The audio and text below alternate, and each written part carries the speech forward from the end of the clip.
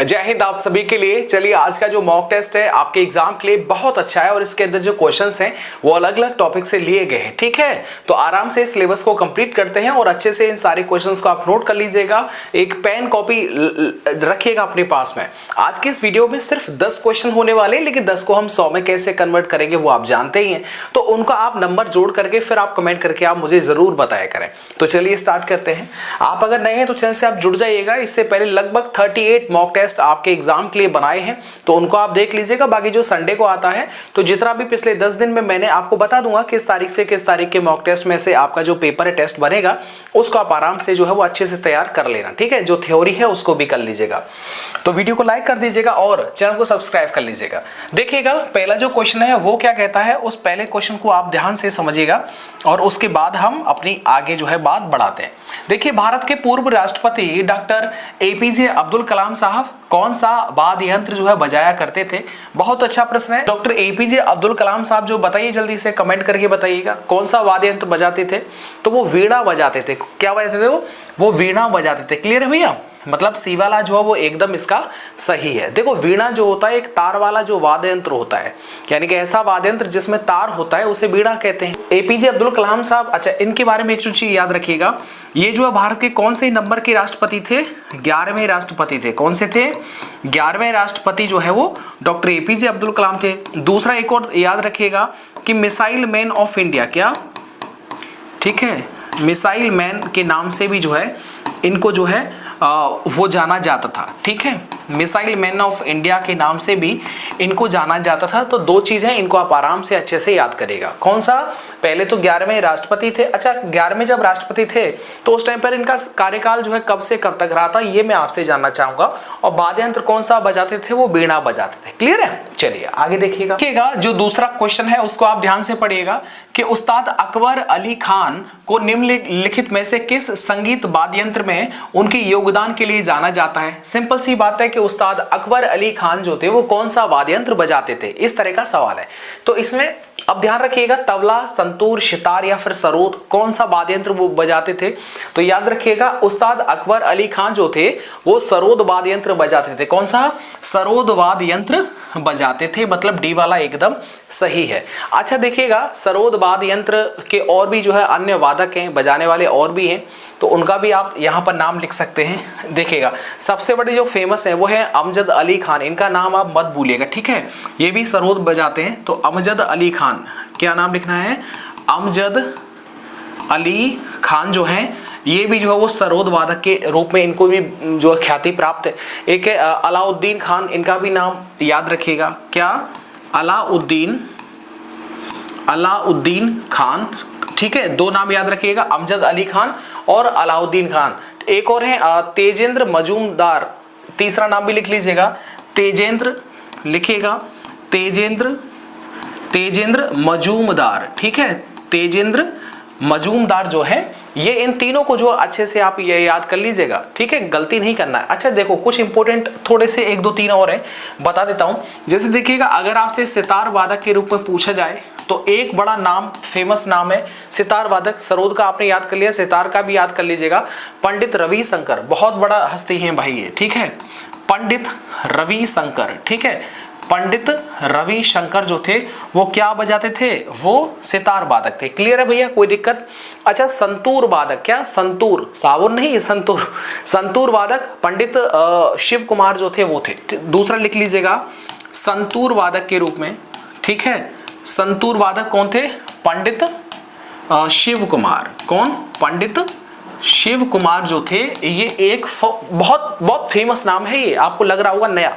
देखो, एक थे तोताराम शर्मा जो पखावज वादक थे। ठीक है, तो पखावज वादक कौन थे?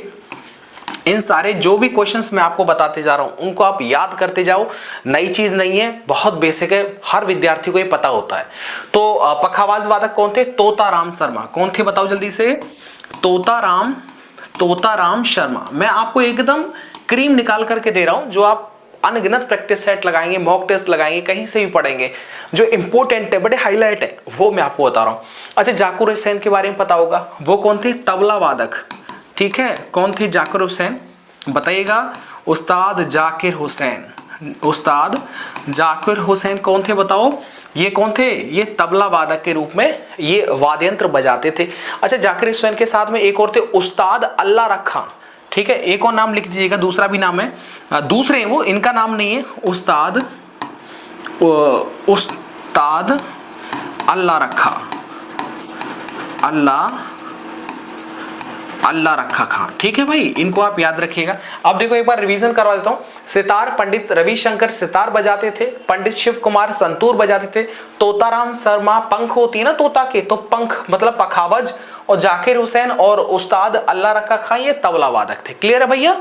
चलो अगला सवाल देखिएगा। क्या तीसरा जो प्रश्न है वो क्या कहता है कि इब्न बतूता के भारत आने पर दिल्ली सल्तनत का शासक कौन था? बताओ जल्दी से। जब इब्न बतूता भारत आया था तो उस टाइम पर दिल्ली सल्तनत का शासक कौन था? 4 विकल्पों में से बताइएगा। बहुत सिंपल और एकदम स्ट्रेट जो है वो स्ट्रेट फॉरवर्ड ये प्रश्न है, ठीक है, इसमें कोई भी आपको दिक्कत नहीं लेनी है। बताओ जल्दी से, इब्न बतूता जब भारत आया था तो दिल्ली का जो है वो शासक कौन था? तो वो कौन थे पता है?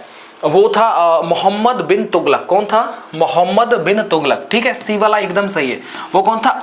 मोहम्मद बिन तुगलक। अच्छा देखिएगा, ये जो मोहम्मद बिन तुगलक है ये तुगलक वंश का पता है 1325 से 1351 तक दिल्ली का सुल्तान रहा था, ठीक है। तो 1325 से याद रखिएगा, 1325 से 1351 तक, ठीक है, ये क्या रहा था? ये दिल्ली का शासक रहा था, ठीक है भाई, याद रखिएगा, कोई दिक्कत नहीं आएगा। तो कब से कब तक दिल्ली का शासक रहा था? 1325 से 1351 तक। अब देखिए 4 नंबर जो प्रश्न है उसको देखिएगा। हरियाणा राज्य में रजिया सुल्तान का मकबरा जो है वो किस निर्माण सामग्री से निर्मित है? मतलब पूछ ये रहा है कि रजिया सुल्तान का जो मकबरा बना हुआ है वो मतलब उसमें सामग्री जो लगी है वो किससे मिलकर के बना हुआ है? क्या वो ग्रेनाइट से बना हुआ है, या पकी हुई ईंटों से बना, या संगमरमर से जैसे ताजमहल है, ठीक है, या फिर मुमताज महल जो उसकी वाइफ थी, या फिर लाल बलुआ पत्थर से बना हुआ है रजिया सुल्तान का मकबरा? बताओ जल्दी से। देखो इस तरह के जो मकबरे होते हैं या स्मारक होती है वो पूछा जाता है कि उनमें सामग्री जो इस्तेमाल की गई है वो कौन सी है, किस चीज से मिलकर के उनकी जो मकबरा है वो बनाया गया है। तो ये सवाल अच्छा है, ठीक है, ये अच्छा सवाल है, इसको थोड़ा सा आप ध्यान से जो है वो सीखिएगा, याद करिएगा। देखिए पहली बात तो आप ये समझिएगा, चलो इस सवाल का ये है कि रजिया सुल्तान का मकबरा जो है पकी हुई ईंटों से जो है मिलकर के बना हुआ है, ठीक है, क्लियर है, कोई दिक्कत नहीं होगा। अच्छा एक और चीज देखिएगा, यहीं पर मैं आपको रजिया सुल्तान के बारे में बताता हूं। रजिया सुल्तान जो थी वो इल्तुतमिश की बेटी थी, तो लिख लीजिएगा, पहला फैक्ट डालकर लिख लीजिएगा, इल्तुतमिश की बेटी कौन थी बताओ? वो कौन थी? रजिया, गुंडों में फंस गई, ठीक है, रजिया सुल्तान, ठीक है भाई, रजिया सुल्तान, ये महिला सुल्तान से ऐसा मत समझिएगा। तो इल्तुतमिश की बेटी कौन थी? जो थी वो रजिया सुल्तान थी, ठीक है। अच्छा रजिया सुल्तान का शासन काल जो है कब से कब तक रहा था? 4 साल रही थी। तो अगर आपको शासन काल पूछा जाए, शासन काल पूछ लिया जाए रजिया सुल्तान का, तो ये कब 1236 से 1240 तक तो जो है ये गद्दी पर बैठी रही थी। अच्छा इनका जो मकबरा है मैंने बताया था पकी हुई ईंटों से बना हुआ है, लेकिन रजिया सुल्तान का मकबरा है कहां पर? तो देखो स्थान अगर मैं आपसे पूछ लूं, स्थान अगर मैं पूछ लूं मकबरे का, ठीक है, मकबरा कहां पर, इसका स्थान क्या है? हरियाणा में एक जगह पड़ती है कैथल, ठीक है, हरियाणा में जगह पड़ती है कैथल। तो कैथल में जो है ये पकी हुई ईंटों से मिलकर के जो है ये इस मकबरे का निर्माण किया गया है।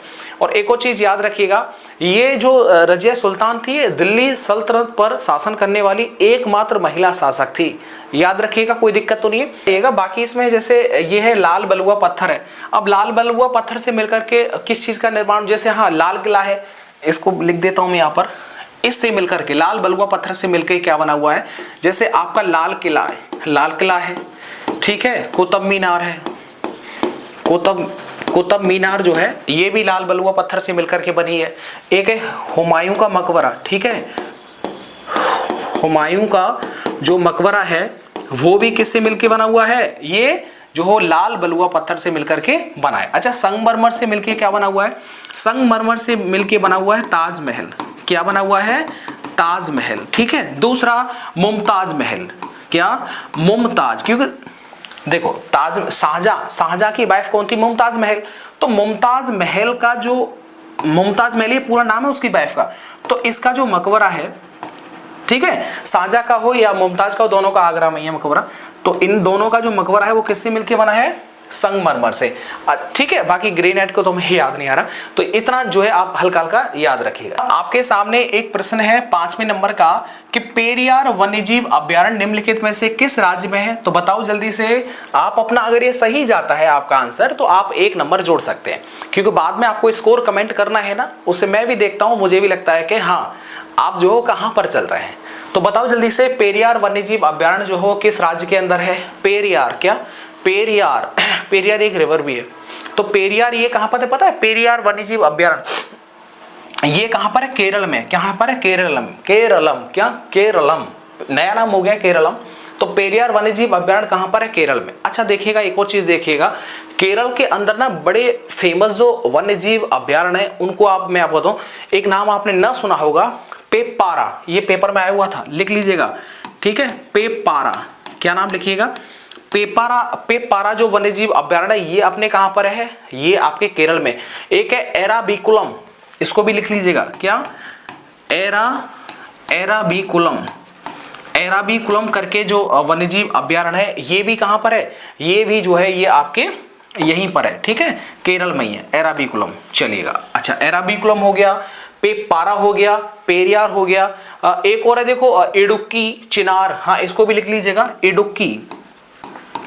इडुक्की जो है ये भी केरल में है, ठीक है, और पेरियार हो गया, पेपारा हो गया, एक है चिनार, ठीक है, चिनार करके जो एक वन्यजीव अभ्यारण्य है ये भी अपने जो है किसमें? केरल में है।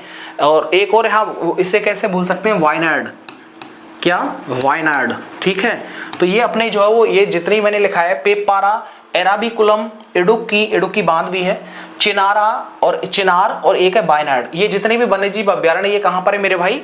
केरल के अंदर है, ठीक है। कोई दिक्कत है किसी को? नहीं। अच्छा 2-3 और लिखा देता हूं क्योंकि वो काफी बार पूछे गए। दान, कर्नाटक का एक बहुत फेमस है दांदेली, याद कर लो। देखो दादेली, दादेली जो ये वन्यजीव अभ्यारण्य ये कहां पर है पता है? ये कर्नाटक में। कहां पर है ये कर्नाटक के अंदर है, ठीक है, ये कर्नाटक के अंदर। अच्छा ये किस लिए फेमस है पता है? ये पक्षियों के लिए फेमस है। किसके लिए? ये पक्षियों के लिए प्रसिद्ध है। 200 से ज्यादा यहाँ पर पक्षियों की जो है भाई साहब, 200 से ज्यादा जो ये प्रजातियां मिलती हैं, ठीक है, 200 से ज्यादा जो प्रजातियां हैं पक्षियों की, वो जो है दांदेली जो वन्यजीव अभ्यारण्य कर्नाटक के अंदर उसके अंदर मिलती है, बहुत फेमस है। अच्छा एक बताओ, काली टाइगर रिजर्व सुना है आपने? जो काली नदी उस पूरे टाइगर रिजर्व से होकर के बहती है, बताओ जल्दी से। काली टाइगर रिजर्व, बताओ। काली टाइगर रिजर्व, ठीक है। आप सोच रहे होंगे भैया ये क्या? नहीं है, तो आप याद करते जाइएगा। काली टाइगर रिजर्व जो है ये आपके ये भी कर्नाटक में है। एक्चुअल में इसमें से होकर के ना काली नदी जो है वो बहती है, इसीलिए इसका नाम काली टाइगर रिजर्व हो गया। ये कहां पर है पता है? ये भी जो है वो कहां पर है? ये कर्नाटक में। कहां पर है मेरे साथी? ये भी अपने कर्नाटक में। कोई दिक्कत है किसी को? अच्छा एक बताओ, एक है श्री बिल्लू पुथुर हाथी अभ्यारण्य, बताओ कहां पर है? श्री बिल्ली पुथुर हाथी अभ्यारण्य। श्री बिल्ली, देखो कितना बेहतरीन नाम है, श्री बिल्ली पुथुर, श्री बिल्ली पुथुर हाथी अभ्यारण्य। बताओ जल्दी से, हाथी अभ्यारण्य, बताओ जल्दी से, ये कहां पर है? श्री बिल्ली पुथुर हाथी अभ्यारण्य ये जो है वो कहां पर है? ये तमिलनाडु के अंदर है। कहां पर है मेरे साथी? ये जो है वो तमिलनाडु के अंदर है। क्लियर है मेरे भाई? ये तमिलनाडु के अंदर। अच्छा बताओ, हमारे पूरे भारत के अंदर हाथियों के जो टोटल जो अभ्यारण्य वो कितने हैं? बहुत कम है, लगभग हमें लग रहा है 30-31 के आसपास होंगे। आप जरा कमेंट करके बताओ, एग्जैक्टली डाटा हमको नहीं पता इसलिए हम नहीं बोल रहे हैं, 30 या 31 कुछ ऐसा ही होगा, ठीक है। अच्छा भारत में पहला जो हाथी अभ्यारण्य बना था वो कब और कौन सा था वो आप बताना। एक और आपने सुना होगा रोबा वन्यजीव अभ्यारण्य, बताओ जल्दी से ये कहां पर है? रोबा लिख देता हूं, यहीं पर लिख देता हूं थोड़ा ऊपर करके, रोबा, बताओ जल्दी से, रोबा, क्या रो रहा है? रोबा वन्यजीव अभ्यारण्य, वन्यजीव अभ्यारण्य, बताओ जल्दी से कहां पर है? रोबा, क्या रोबा, रोबा ऐसे समझो रो रहा है कोई, तो रोबा वन्यजीव अभ्यारण्य पता है कहां पर है? ये त्रिपुरा के अंदर। कहां पर है ये अपने त्रिपुरा के अंदर। ये सामने 6 नंबर का कि गोरुमारा राष्ट्रीय उद्यान किस राज्य में स्थित है? कौन सा? गोरुमारा राष्ट्रीय उद्यान किस राज्य में स्थित है? जल्दी से बताइएगा किस राज्य में है गोरुमारा? क्या गोरुमारा मतलब ऐसे समझो गुरु को मार दिया, बताओ जल्दी से। मारकाट। गोरुमारा राष्ट्रीय उद्यान जो कहां पर है, ये अपने वेस्ट बंगाल के अंदर है। कहां पर है ये? अपने पश्चिम बंगाल के अंदर है, यानी जो है ये अपने वेस्ट बंगाल, ठीक है। तो गोरुमारा राष्ट्रीय उद्यान जो है वो नेशनल पार्क है, ये कहां पर है? गोरुमारा राष्ट्रीय उद्यान ये पश्चिम बंगाल में। अच्छा देखिएगा, जो गोरुमारा राष्ट्रीय उद्यान है ना, ग मतलब गोरुमारा, ग मतलब गैंडा, तो ये गैंडों के लिए जो बहुत फेमस है। एक्चुअल में ये जो नेशनल पार्क था ये 1994 के अंदर स्थापित हुआ था, ठीक है। अगर इसकी स्थापना लिख लीजिएगा, वैसे पूछा नहीं जाएगा, ठीक है, आपके एग्जाम में नहीं पूछा जाएगा। इसकी स्थापना 1994, और ये किसके लिए फेमस है? ये गैंडों के लिए फेमस है, ठीक है। गैंडों के लिए क्या है? फेमस है। इस चीज को आप थोड़ा ध्यान रखिएगा। अच्छा, इसी के संबंध में एक और देखो, जैसे बिहार है, बिहार में एक नेशनल पार्क पड़ता है वाल्मीकि नेशनल पार्क। आपने नाम सुना होगा, क्या सुना होगा? वाल्मीकि नेशनल पार्क आपने सुना होगा, ये बिहार के अंदर है, ठीक है। उत्तराखंड में आपने नाम सुना होगा राजाजी, सुना है? राजाजी नेशनल पार्क जो है ये कहां पर है बताओ? उत्तराखंड में। असम का नाम सुना होगा काजीरंगा, काजीरंगा नेशनल पार्क जो है। और एक और होता है हाँ, मानस, ठीक है। काजीरंगा और मानस जो है ये असम के अंदर है। क्लियर है भैया? असम में तो एक और है नामेरी करके, ठीक है। असम में एक और लिख लीजिएगा, नामेरी करके, नामेरी जो नेशनल पार्क है ये भी कहां पर है? ये आपके असम में पड़ता है। क्लियर है भैया? कोई दिक्कत है क्या किसी को? नहीं दिक्कत होगा। पता है पश्चिम बंगाल का एक आपने सुना होगा सुंदरबन, ये पश्चिम बंगाल का डाटा भी चल रहा है, ठीक है। ये जो है वेस्ट बंगाल में आपने सुना होगा सुंदरबन। क्या है? सुंदरबन जो नेशनल पार्क है ये कहां पर है? ये अपने वेस्ट बंगाल के अंदर है। क्लियर है भैया? एक है नेओरा करके, क्या है? नेओरा, क्या? नेओरा करके, नेओरा नेशनल पार्क जो है ये भी कहां पर है? नेओरा, ये वेस्ट बंगाल में। एक है सिंगलीला करके, लिख लीजिएगा, सिंगलीला करके, सिंगलीला जो नेशनल पार्क है ये कहां पर है? ये वेस्ट बंगाल में, ठीक है। बहुत अभी 6-7 और हैं पश्चिम बंगाल के, वो छोड़ दो। एक और लिख लो जरा, वो है जलदापारा, ये बहुत फेमस है, ठीक है। ये वेस्ट बंगाल का ही है, जलदापारा। अब भाई इनको याद कर लेना, ठीक है। थोड़ी मेहनत लगेगी लेकिन याद हो जाएगा। ये आपको थोड़ी मेहनत लगेगी भाई, लेकिन याद हो जाएगा, कोई दिक्कत नहीं किसी को। जैसे राजाजी नेशनल पार्क कहां पर है बताओ? उत्तराखंड में। उत्तराखंड में एक और लिख देता हूं, जिम कॉर्बेट, ये फेमस है, ठीक है। जिम कॉर्बेट, ये कई बार पूछा गया है। जिम कॉर्बेट जो नेशनल पार्क है, राजाजी नेशनल पार्क है, ये अपने कहां पर है? ये उत्तराखंड में, ठीक है। गंगोत्री नेशनल पार्क भी है, ये लिख लीजिएगा, गंगोत्री, क्या? गंगोत्री नेशनल पार्क की है, ये भी कहां पर है? ये जो है वो यूके बोले तो उत्तराखंड के अंदर है, ठीक है। कोई दिक्कत है? अच्छा, राजस्थान में देखो, राजस्थान में भरतपुर में केवलादेव है, रणथंभौर है, ये कहां पर है? राजस्थान में, ये भी लिख लीजिएगा। अच्छे, ये अगर राजस्थान की बात करता हूं तो केवलादेव, ठीक है, केवलादेव, ये कहां पर है पता है? ये भरतपुर के अंदर है। ये कहां पर है? ये अपने भरतपुर के अंदर है। भरतपुर कहां पर है? राजस्थान के अंदर। क्लियर है भैया? राजस्थान में केवलादेव बहुत फेमस है। अगर पूछा जाए रणथंभौर जो है ये कहां पर है बताओ? तो रणथंभौर जो है नेशनल पार्क, ये भी जो है राजस्थान का है। कोई दिक्कत है किसी को? अच्छा, मध्य प्रदेश के दो बहुत फेमस है, उनको लिख लो, सतपुड़ा और कान्हा, लिख लीजिएगा। एमपी का लिख लीजिएगा, सतपुड़ा, ठीक है, सतपुड़ा और कान्हा। किसी भी इंसान को वो सारी चीजें याद हो सकती हैं अगर वो मन से किसी चीज को चाहेगा, शिद्दत से चाहेगा तो जरूर याद हो जाती है। प्रैक्टिस करने की बात होती है, ठीक है। आपके सामने जो सवाल है 7 नंबर का, इसको थोड़ा सा ध्यान से देखिएगा कि 1928 के साइमन कमीशन विरोधी आंदोलन में जख्मी होने के कारण किस महान नेता की मृत्यु हो गई थी? सीधी बात है कि साइमन कमीशन का जब विरोध कर रहे थे तो उस टाइम पर किस महान नेता की जो मृत्यु हो जाती है? लाठियों के प्रहार से उनकी जो है मृत्यु हो जाती है, बड़ी दर्दनाक। बताओ वो कौन से नेता थे? वो थे, याद आ गया होगा, लाला लाजपत राय। वो कौन थे पता है? वो थे लाला लाजपत राय, ठीक है। ए वाला जो वो आंसर एकदम सही। अच्छा बताओ, साइमन कमीशन बना कब था? साइमन कमीशन किस सन में बना था बताओ जल्दी से। ये भारत में 1928 में आया था, लेकिन बना कब था ये आपसे मैं पूछ रहा हूं। लाला लाजपत राय को पता है पंजाब केसरी भी बोलते हैं, शेरा पंजाब भी बोलते हैं, लिख दूं इनके उपनाम, ठीक है। पंजाब केसरी लिख लीजिएगा, इनका नाम है पंजाब केसरी भी बोलते हैं, ठीक है। एक शेरा पंजाब भी बोलते हैं, शेरा पंजाब भी जो है ये क्या है, ये इनके उपनाम है, दूसरा नाम भी इनका है, ठीक है भाई। पंजाब केसरी या शेरा पंजाब के नाम से भी किसको जानते हैं, ये लाला लाजपत राय को जानते हैं। अच्छा बताओ, होम रूल लीग की स्थापना जो है वो कब की थी, किसने की थी, यहीं पर लिख दूं। होम रूल लीग की स्थापना जो हुई थी ये बाल गंगाधर तिलक ने की। बाल गंगाधर तिलक क्या थे, उनका नाम क्या था, बाल गंगाधर तिलक, बाल गंगाधर तिलक थे। और जो होम रूल लीग है इसकी स्थापना कब होती है, 1916 में। कोई दिक्कत है किसी को, और स्थापना कब होती है, 1916 में। आपसे सीधे डायरेक्टली एक सवाल पूछा जाएगा, होम रूल लीग की स्थापना कब होती है या फिर किसके द्वारा की जाती है। अच्छा बताओ, साइमन कमीशन में कितने अंग्रेज थे, बताओ जल्दी से। साइमन कमीशन में बताओ जल्दी से, साइमन कमीशन में कितने अंग्रेज थे, कितने अंग्रेज थे। एक कमीशन था साइमन कमीशन, जो है लाला लाजपत राय जो है उनका लाठियों के प्रहार से उनकी मौत हो जाती है। तो साइमन कमीशन जो 1928 में भारत में जो है वो आया था, उसमें कितने अंग्रेज थे बताओ जल्दी से। वो थे 7। कितने अंग्रेज थे, 7 अंग्रेज थे, बताओ। अच्छा अगला सवाल मेरा यहीं पर है, कितने भारतीय थे साइमन कमीशन में, बताओ जल्दी से। आपको समझ में आ रहा है, बताओ 1, 2 या फिर 10। 1 थे या 2 थे या 10 आदमी थे भारत के साइमन कमीशन में। तो याद रखना भारत के कितने थे, वो डाटा भी लिख लीजिएगा। भारत का एक भी नहीं था, क्या भारत का एक भी नहीं था इस कमीशन में, ठीक है, कोई भी भारतीय नहीं था। इसीलिए लाला लाजपत राय चाहते थे कि अगर ये कमीशन बनाया तो इसमें हमारे भारतीय भी जो है 1-2 शामिल होने चाहिए, तभी तो भारतीयों की बात जो है वो रखी जाएगी। अंग्रेज आए, सबके सब अंग्रेज थे, वो अपने मन में जो हिसाब किताब बनेगा उस हिसाब से जो अपने जो भारत को चलाना चाह रहे थे, इसका जो है विरोध किया लाला लाजपत राय ने।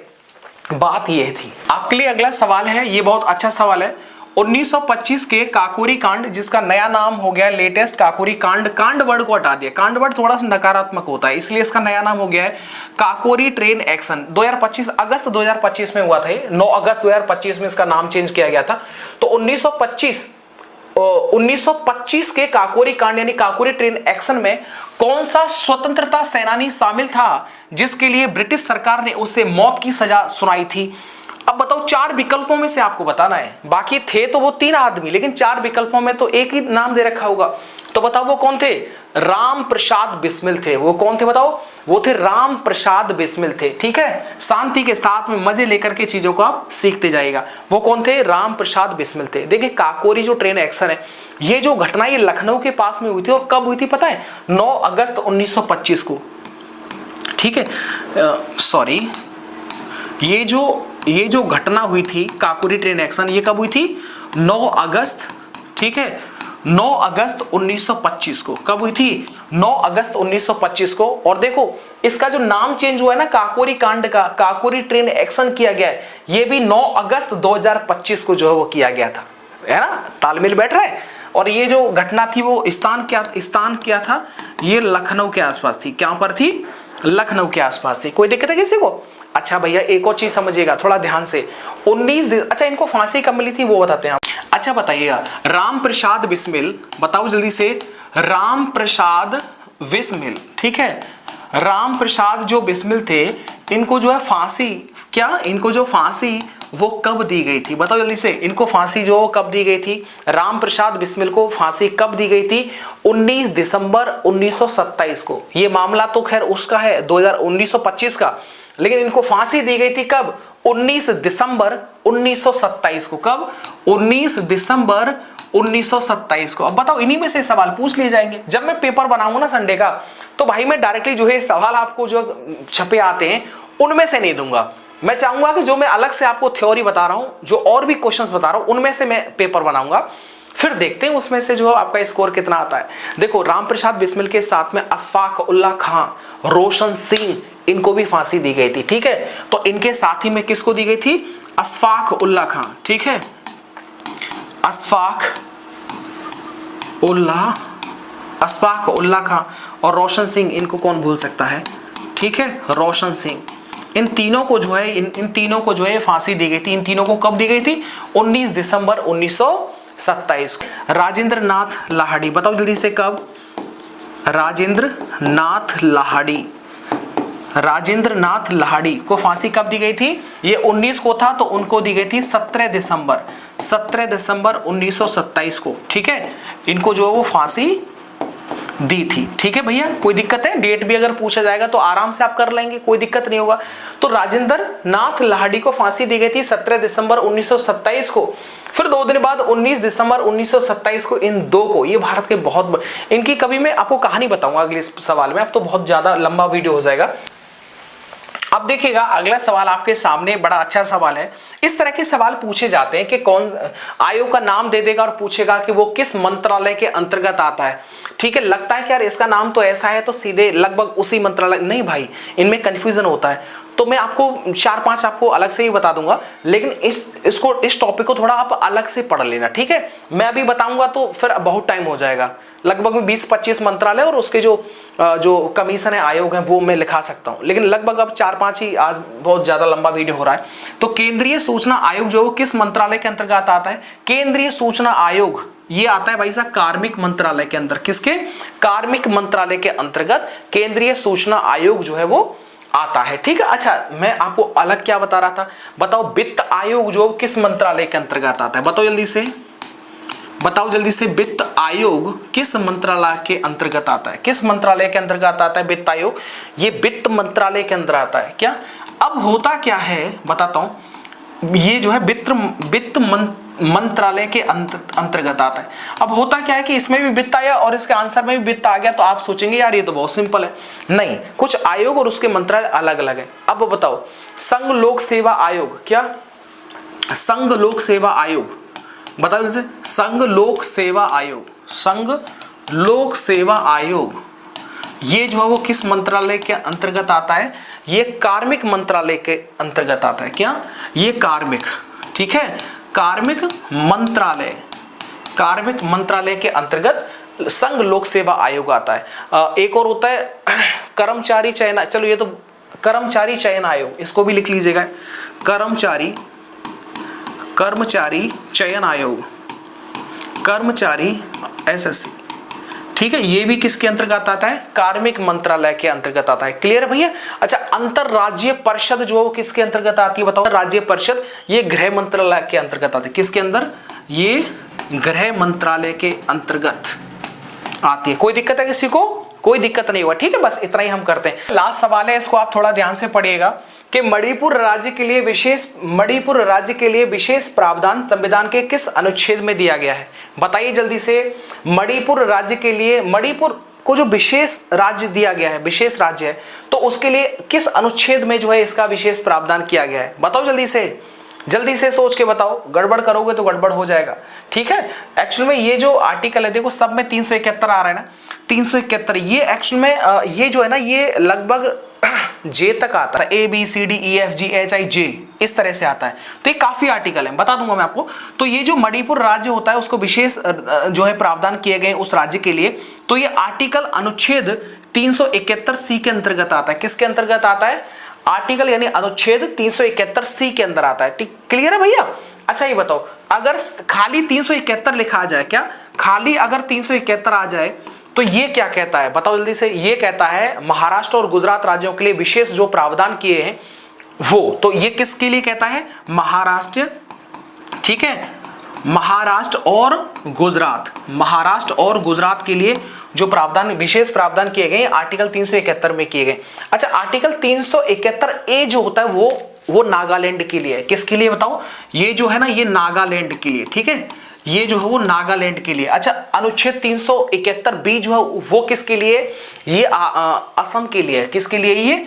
ये असम के लिए विशेष प्रावधान किए गए। पूछा गया है आर्टिकल 371C, तो ये मणिपुर के लिए हो जाएगा। 371D जो है ये आंध्र प्रदेश राज्य के लिए, आंध्र प्रदेश और तेलंगाना राज्य के लिए विशेष प्रावधान किए गए। ठीक है, तो ये जो है वो आंध्र प्रदेश और तेलंगाना, ठीक है भैया, आंध्र प्रदेश और तेलंगाना जो है राज्य जो है इसके लिए विशेष प्रावधान किए गए।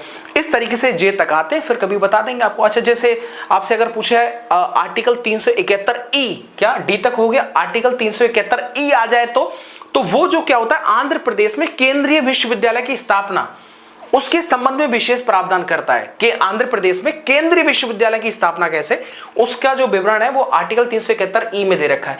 चलिएगा, बस इतना ही, बाकी जे तक तो बहुत ज्यादा हो जाएगा। अब देखिएगा, आपने पूरा पेपर आपने लगाया, बहुत कम शब्दों में मैं आपसे आपका स्कोर जानना चाहूँगा कि आपका जो स्कोर है वो कितना है। मैंने आपको आज इस वीडियो के अंदर 10 क्वेश्चन जो है वो दिए थे प्रिंट करके, बाकी अलग फिर मैंने आपको बता दिया। तो कमेंट करके अपना स्कोर ज़रूर बताइएगा। आप एक बार ये चेक कर लीजिएगा क्या सर के द्वारा जो क्लास कराई गई है अगर उससे आपको थोड़ा भी बेनिफिट होता है या फिर अच्छा महसूस लगता है कि कॉन्फिडेंस भी फील होता है, अन्य जगह से आपको किस तरीके से दूसरी जगह भी आप पढ़ते हैं वहां से और यहाँ में क्या डिफरेंस आपको नजर आता है, वो जरूर जो आपका दिल कहता हो कि हाँ ये चीजें जो है वो यहाँ राम भैया के चैनल पर एकदम अलग हैं बाकी अन्य चैनलों से। तो बिल्कुल इस वीडियो को लाइक कर दीजिएगा। लाइक करके आप अपना कमेंट जो है स्कोर बताइएगा कमेंट बॉक्स के अंदर, और आपका जो अनुभव है इस चैनल पर आने के बाद में वो कैसा है वो जरूर आप बताइएगा। चैनल को सब्सक्राइब कर लीजिएगा। Thank you.